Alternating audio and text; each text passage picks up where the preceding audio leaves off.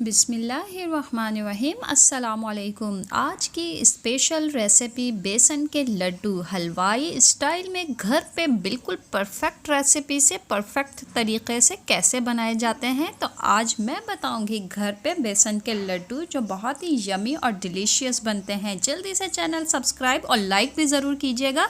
चलते हैं रेसिपी की तरफ। यहाँ एक कढ़ाई ले ली है। यहाँ पे मैंने आधा कप घी ले लिया है और घी को अच्छी तरह से मेल्ट कर लेना है।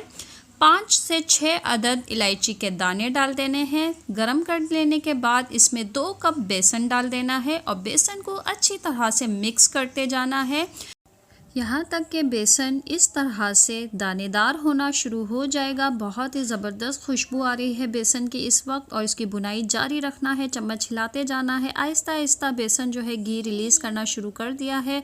हमने 10 मिनट इसकी मज़ीद बुनाई की तो ये देखिए घी बिल्कुल अलग हो गया है। बेसन ने घी छोड़ दिया है, ब्राउन कलर का हो गया है। अब हम चूल्हा बंद कर देंगे और इसको साइड में रख देंगे, ठंडा होने के लिए रख देंगे।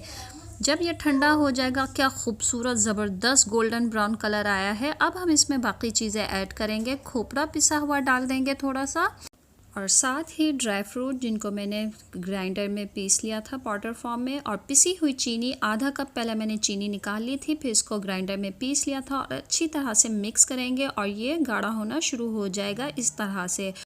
अब हम इसके लड्डू बनाना शुरू कर देंगे। जितना साइज़ का आपको लड्डू चाहिए वो हाथ में लेके इस तरह से आपको दबाते जाना है, हल्के हल्के हाथों से दबाते जाना है और इसको बिल्कुल राउंड शेप में बिल्कुल लड्डू की तरह से ये बन के तैयार हो जाएगा। तो देखिए कितना परफेक्ट लड्डू बन के तैयार हो गया है। अब हम इसकी थोड़ी सी गार्निशिंग कर लेंगे। कटे हुए बादाम और पिसा हुआ खोपरे से हम इसकी गार्निश कर लेंगे और इसी तरह हमने बाकी लड्डू भी बना लेने हैं।